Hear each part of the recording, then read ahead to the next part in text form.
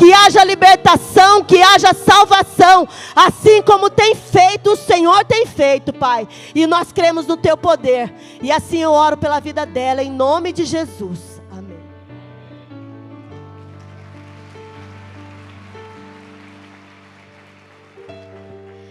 Graça e paz, povo de Deus. Vocês estão preparados? Meu Deus, poderia ter acabado o culto. O Senhor já teria cumprido uma porção. Mas Ele nos permitiu estar aqui, então, porque existe uma porção a mais. Você já agradeceu ao Senhor pela graça? Feche os seus olhos. A origem da palavra graça é a mesma origem da palavra gratidão. Então eu quero te dar um minutinho para você agradecer ao Senhor pela graça que te alcançou, pela graça que alcançou a sua família, pela graça que transformou a sua história. Fique à vontade, Espírito Santo. Eu sei que o Senhor tem mais. Te adoramos, Jesus. Glória a Deus.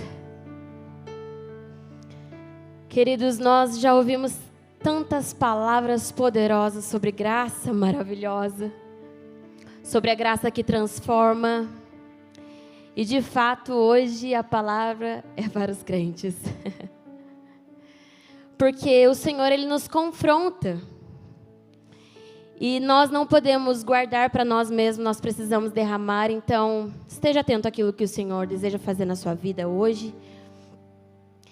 E nós estamos vivendo um tempo onde a graça não é tratada da forma que deveria. Infelizmente, nós tratamos o Senhor como se o sacrifício dele na cruz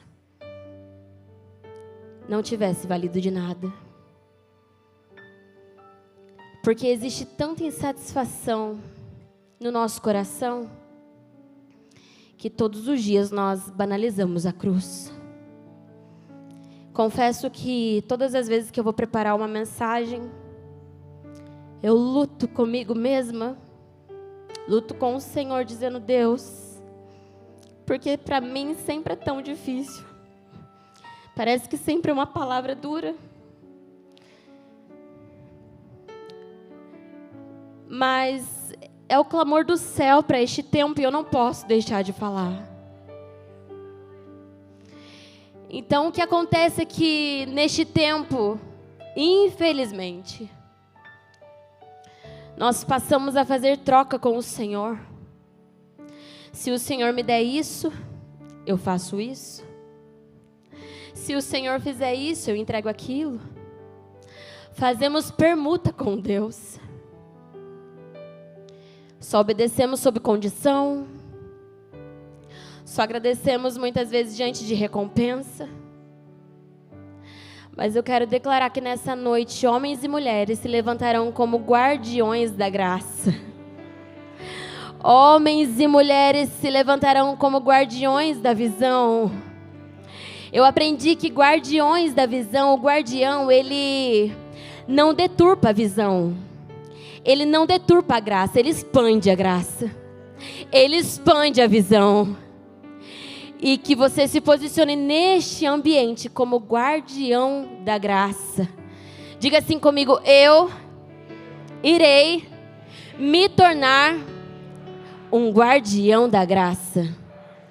Então agora você assumiu um compromisso, não comigo, mas com o céu. E graça no hebraico significa favor imerecido, benevolência, bondade demonstrada sem que haja obrigação, mérito ou interesse. Queridos, o Senhor, Ele não nos entregou a graça porque Ele achou mérito ou interesse em nós.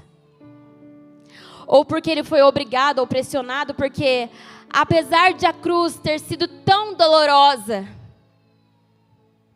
ela não pressionou Jesus, Ele foi porque Ele decidiu. Ele tinha o direito de abrir mão do madeiro. Mas ele sabia que existia um povo que necessitaria da graça dele. Aí ele decidiu se entregar diante de uma cruz. O seu suor já respingava sangue, não mais água. A esponja que entregaram para ele, embebida em vinagre, era a mesma esponja que eles usavam para se limpar naquele tempo. Depois de fazer suas necessidades, você tem noção da graça? Você tem noção do que Jesus passou na cruz para você estar aqui hoje?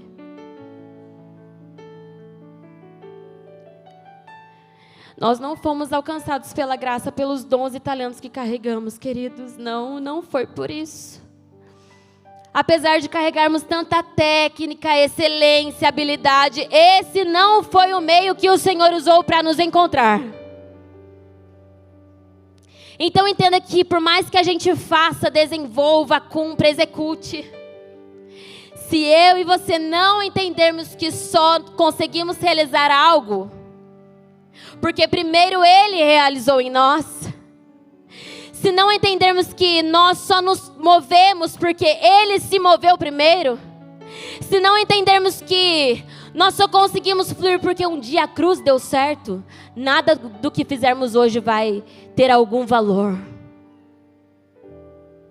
Abra comigo 1 Samuel, capítulo 9.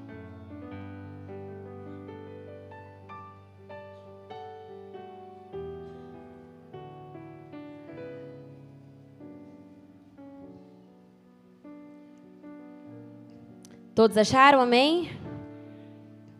Versículo 1 e 2, vai dizer assim: E havia um homem de Benjamim, cujo nome era Quis, filho de Abiel, filho de Zeror, filho de Becorate, filho de Afia, filho de um homem de Benjamim, homem poderoso. Versículo 2: Este tinha um filho, cujo nome era Saul, moço e tão belo que entre os filhos de Israel não havia outro homem mais belo do que ele.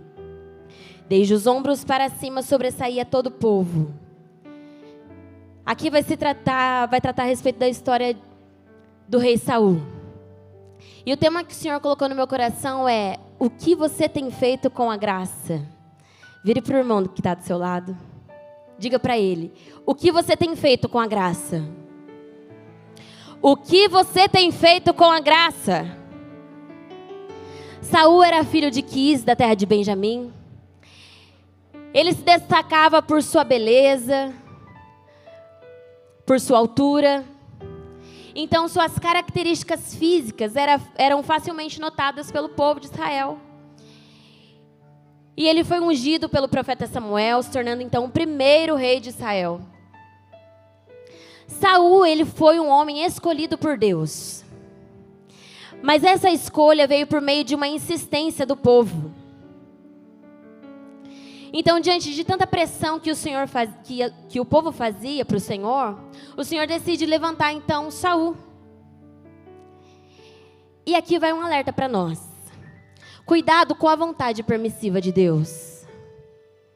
Às vezes nós insistimos tanto naquilo que o Senhor já declarou que não faz parte do seu plano, do seu propósito, que Ele até faz a nossa vontade, mas Ele sabe que a gente não vai ter plenitude naquilo. A vontade do Senhor é boa, perfeita e agradável, sim ou não? Sim ou não? Mas nem sempre o nosso desejo, humanamente falando, as nossas vontades, os nossos sonhos e projetos vai ser o ideal de Deus para nós. Então aqui o povo estava insistindo por um rei, porque eles enfrentavam uma transição turbulenta. Era como se o povo dissesse assim: Deus, o seu governo não está adiantando de nada. Porque naquele tempo quem governava a nação de Israel era o próprio Deus. Então era como se o povo dissesse ao Senhor assim: olha Deus, o que o Senhor está fazendo não vale de nada. O seu governo não está dando conta mais. Preciso de um homem. Então, por tanta insistência do povo, o Senhor permite que Saul governasse. Então ele se torna o primeiro rei de Israel. E ele passa a governar aquele povo. Saul, então, ele assume o governo. Só que ele passa a ocupar um lugar que não era seu. Ele passa a se mover pela ansiedade, pela opressão dos homens. E um dia ele decide ir até o templo, fazer um sacrifício. E esse ato não era permitido para Saul. O único autorizado para fazer aquele ato era o profeta Samuel. Então, quando Saul ele entra no templo para entregar a oferta, ele não desonra somente Samuel, ele desonra o próprio Deus. Então, aqui começa uma trajetória intrigante da vida de Saul. E como se essa desonra não fosse o suficiente, Saul ele continua desonrando as ordens do Senhor. Vai comigo agora em 1 Samuel, capítulo 13. Lá no versículo 14.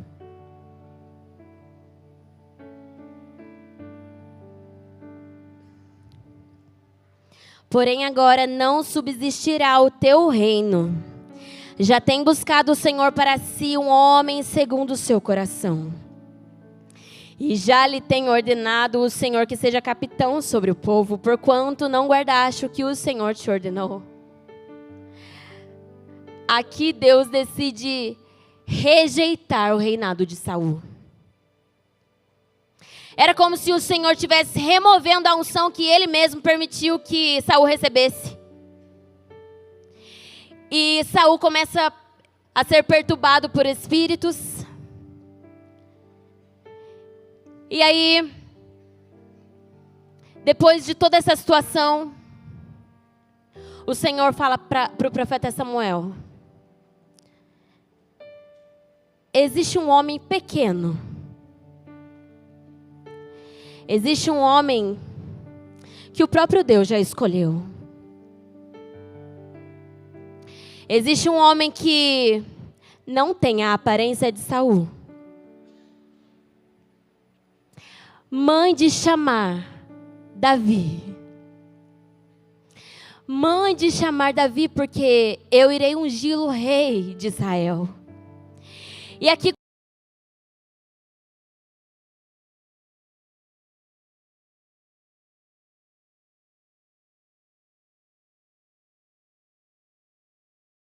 Saul também passa a manifestar essa insatisfação. Como pode alguém tão pequeno assumir o meu lugar? Como pode alguém tão Israel? Tanta perseguição, acontece um fato muito trágico na vida de Saul.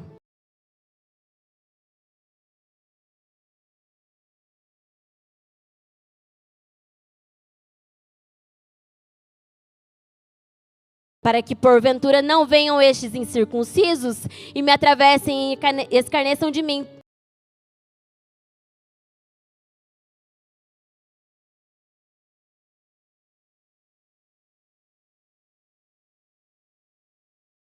Homicídio.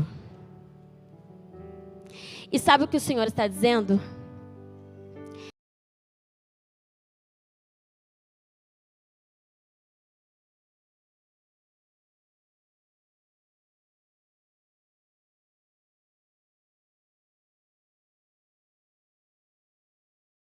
Ou quando a nossa estrutura está carregada de ódio, rancor, dor, falta.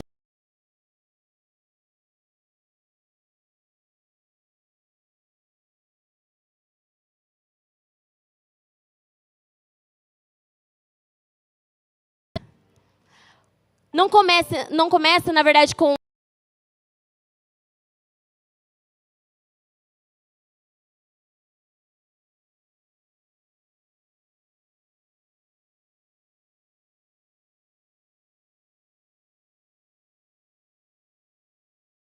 não é tão radical assim. É só uma cheiradinha, não vai dar em nada. Eu vou fazer, mas depois Deus perdoa. Deus é bom. Meu corpo, minhas regras. Queridos, entenda que momentos de prazer continuam sendo cruciais para te levar ao inferno. A queda de Saul não iniciou na perseguição contra Davi, mas no distanciamento da graça. Saul achou que poderia caminhar sem Deus. Ele achou que poderia fazer tudo do seu jeito. Ele era forte fisicamente, sim, mas fraco em caráter.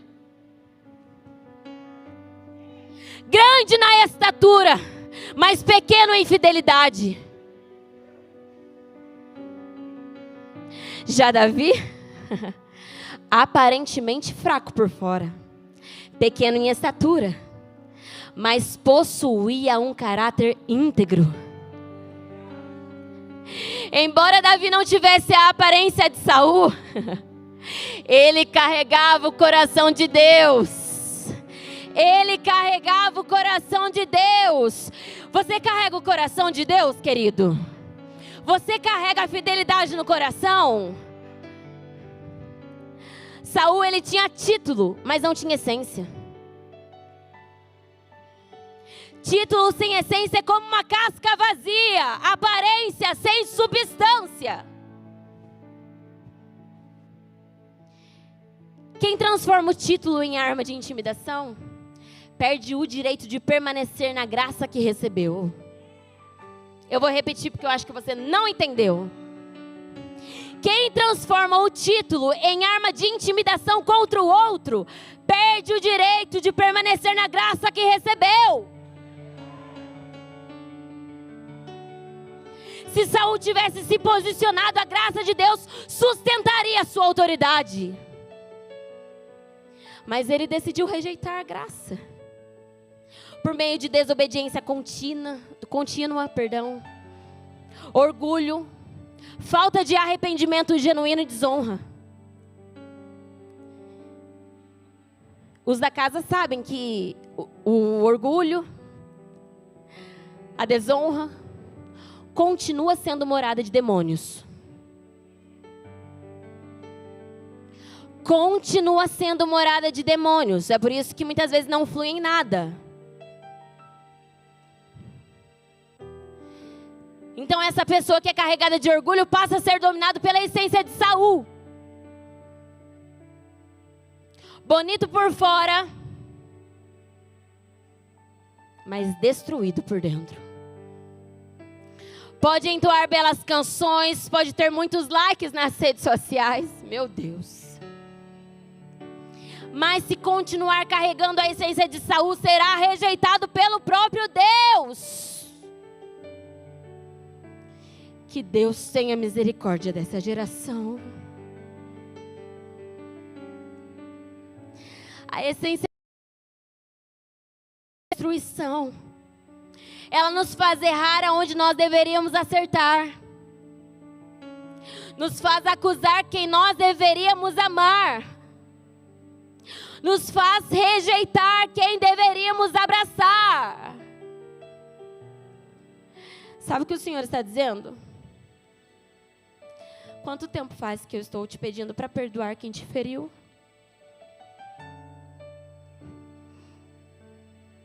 Quanto tempo faz que eu, Senhor, peço para você amar de novo?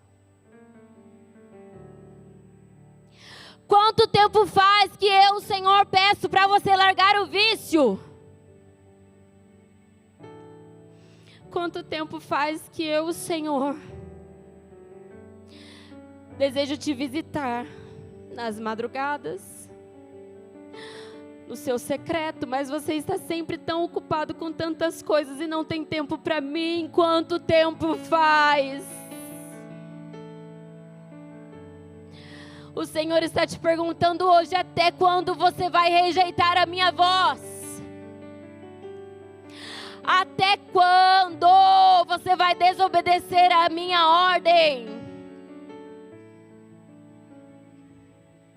Até quando vai continuar nesse pecado de estimação?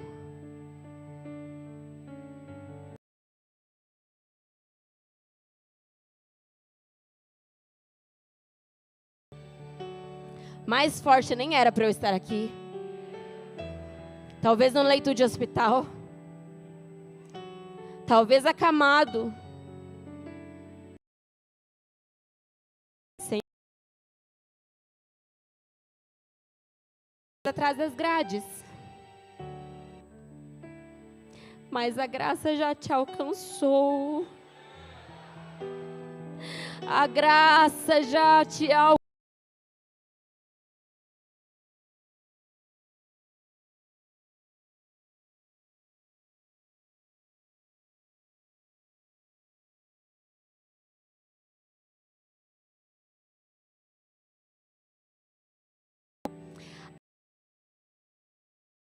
Para pecar.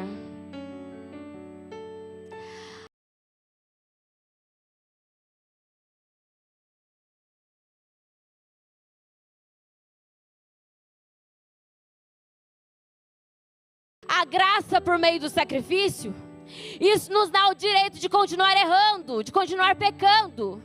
E não o que nós temos feito com a graça.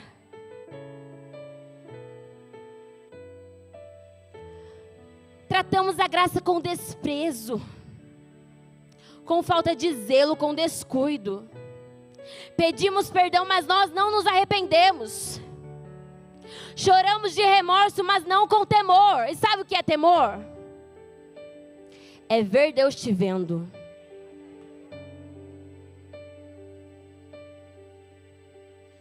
O que você faria se visse Deus te vendo?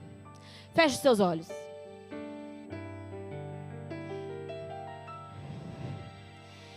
Imagine que você está no seu quarto e do seu lado está o Senhor.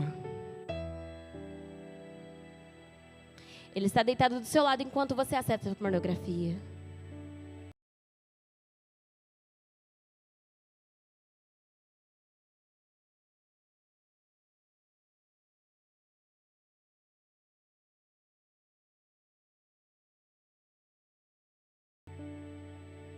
Agora olhe para mim. Será que se nós conseguíssemos enxergar Deus nos vendo, será que nós cairíamos no pecado de novo? Nós teríamos vergonha. Nós teríamos temor.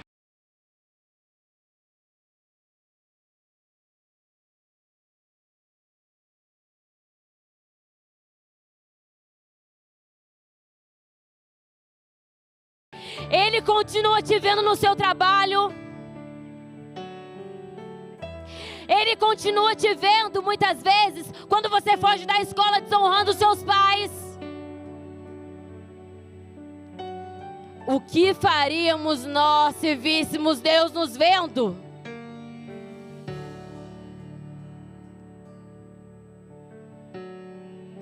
Deus via Adão enquanto ele se escondia depois de pecar. Deus via Caim enquanto ele derramava o sangue inocente do seu irmão. Deus via Uzá enquanto ele carregava a presença de qualquer jeito. Deus via Saul enquanto ele desobedecia as ordens do Senhor. Mas será que eles viam Deus? Será mesmo que eles enxergavam Deus? Eu nem ia falar sobre isso, mas Dudu, faz como se fosse o Senhor andando no jardim do Éden agora.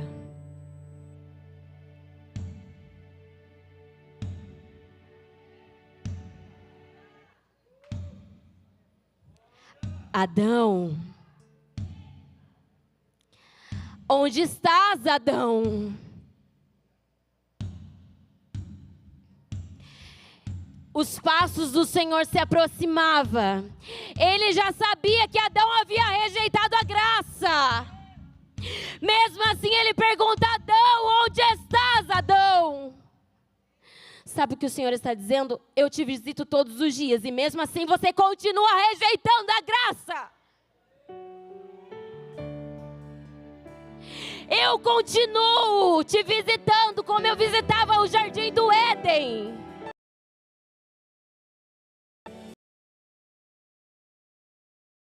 Continua. Mas o que nós temos feito com a graça?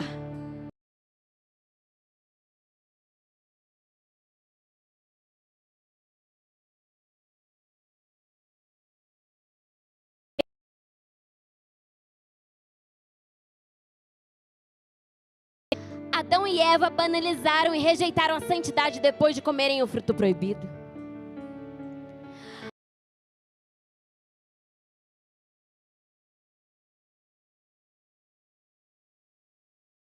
Coração.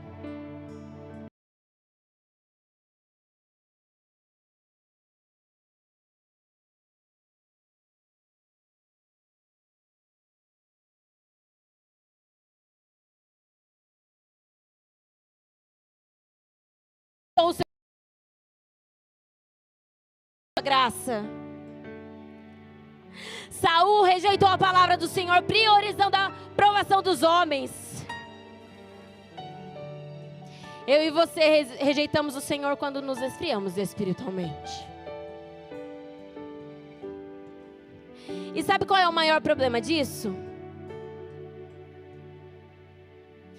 É que a frieza espiritual gera o comodismo gera insistência no pecado e rebeldia. A rebeldia gera apostasia, a apostasia gera ingratidão. Nós olhamos para essa história, a história de Saul, um homem que foi rebelde, e nós dizemos assim: eu não sou este homem, eu nunca desonrei a Deus. Aí o Senhor está dizendo assim: não desonrou a mim com palavras, mas já teve pensamento suicida, rejeitou a graça. Não desonrou o Senhor na estrutura, mas na intimidade continua acessando pornografia. Não desonrou o Senhor com atitudes, mas continua odiando quem te feriu. Essência de Saul. Diga assim comigo: Deus, liberta-me de mim mesmo. Deus, liberta-me de mim mesmo. Liberta-me do meu orgulho. Liberta-me da minha insatisfação. Liberta-me da minha ingratidão.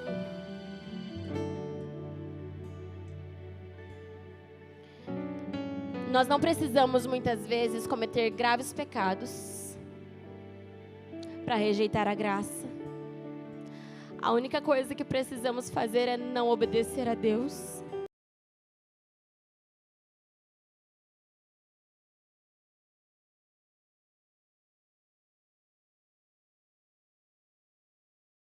De Saul pela geração.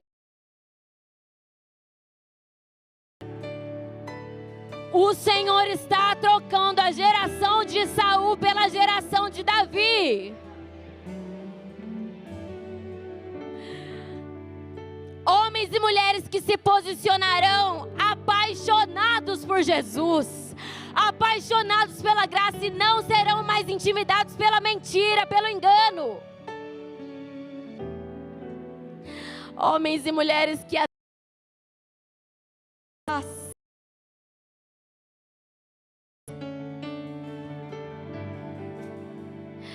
homens e mulheres que o Senhor irá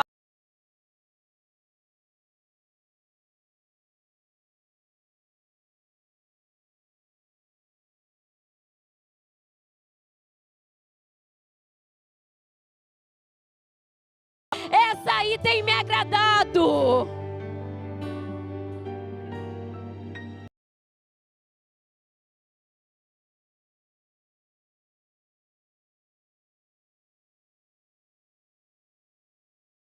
Senhor,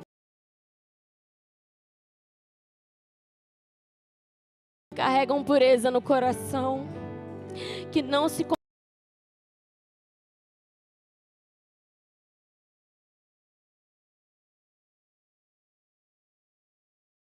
que o Senhor... E o Senhor diz assim: se necessário for,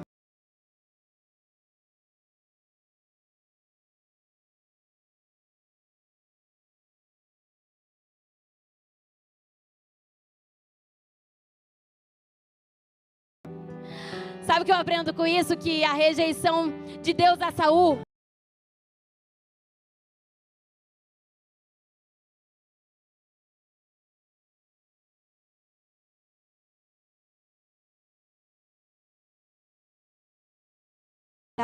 de Davi destrona Saul. Qual é o Saul da sua casa que precisa ser destronado hoje? Qual é o Saul da sua casa, da sua intimidade, da sua família, da sua aliança, que precisa ser destronado hoje?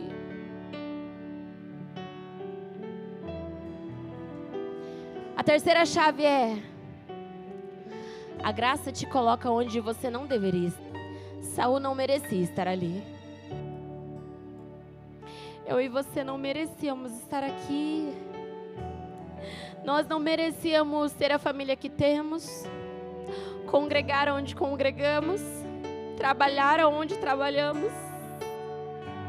Mas por meio da graça, por meio da graça que nos alcançou, hoje nós temos acesso a todas essas coisas. E coisas que ainda os nossos olhos não enxergaram.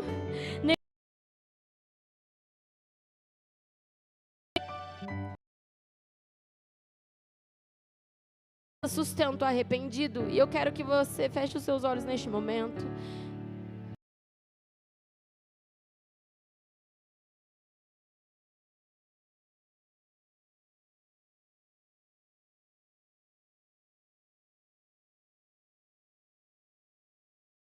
Há 5, 10 ou 15 anos atrás, ou de repente há 2 anos atrás, talvez embriagado, talvez sendo pisoteado por uma multidão no carnaval. Mas talvez você seja aquela pessoa que já servia ao Senhor, porém estava sendo rejeitado pelos seus pais. Ou então estava dentro de um banheiro.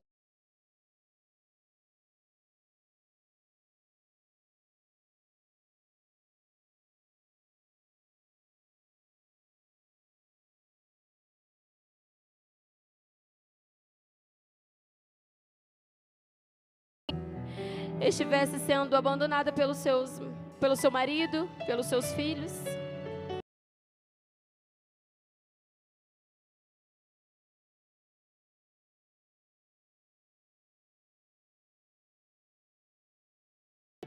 A sua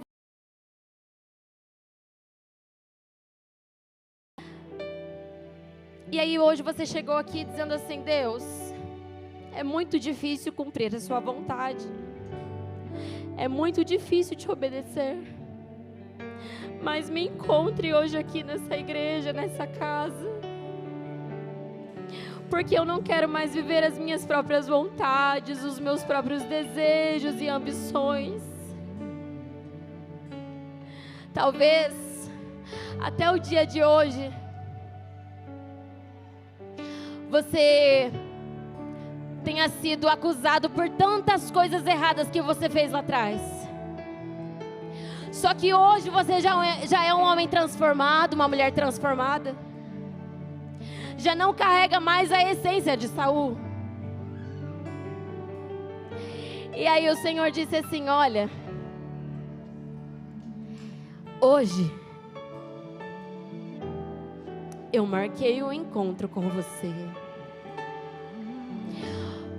Hoje, a data de hoje já estava escrito no calendário de Deus. A agenda do céu já havia estabelecido esse ambiente aqui hoje.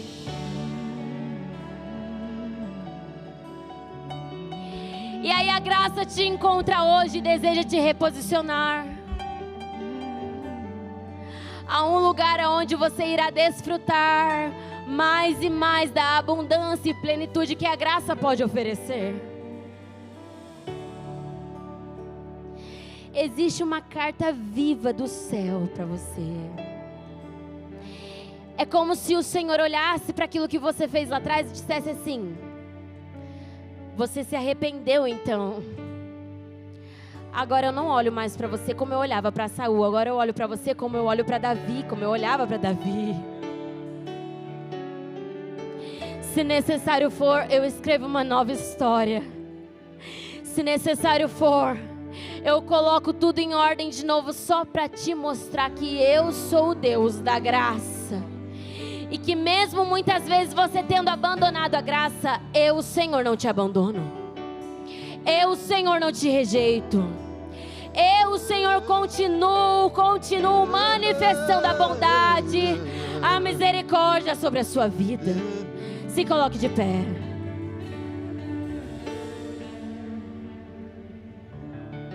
Se quiser me encontrar no meu passado, não estou lá. Escute isso. Se quiser me acusar dos meus pecados, Ele apagou. Mas que se quiser me achar, olhe pra cruz no amor.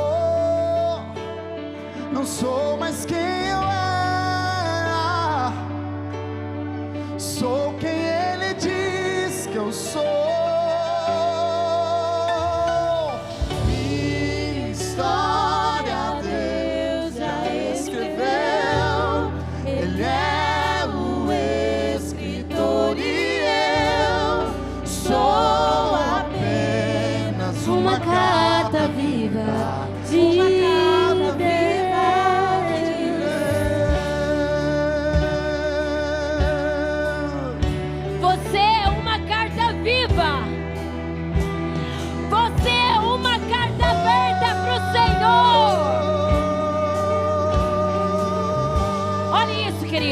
Mas se quiser me achar, mas se quiser me achar, olhe pra cruz do amor. Não sou mais quem eu era, sou quem Ele diz que eu sou. Minha história Deus já escreveu.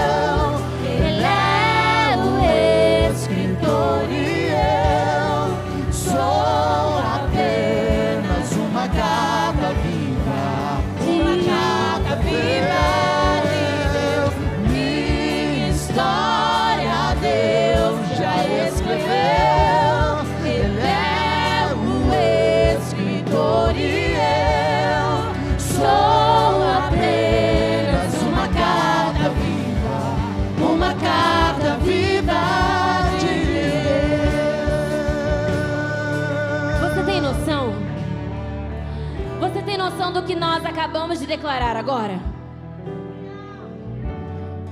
Pode me procurar no meu passado, eu não estou mais lá.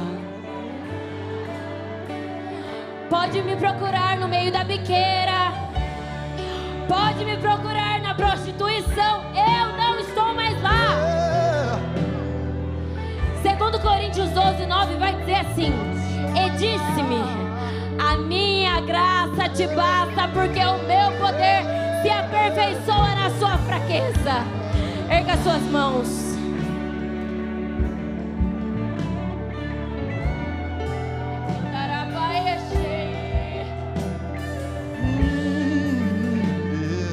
Eu quero declarar algo sobre a sua vida e sobre um povo que reconheceu a graça. Eu, como filha de Deus, libero favor aonde havia resistência, novos acessos onde só existiam limites, honra onde havia rejeição, ganho onde havia perda, restauração onde houve o divórcio, poder do alto, governo e autoridade onde havia destruição. Porque o povo que reconhece a graça de Deus não vive mais sob um jugo, sobre um fardo pesado. Vive debaixo de benevolência, misericórdia, favor. Agora você tem acesso mais uma vez à graça. Então declare isso com a gente. Se quiser me achar, mas se quiser me achar, olhe pra cruz do amor.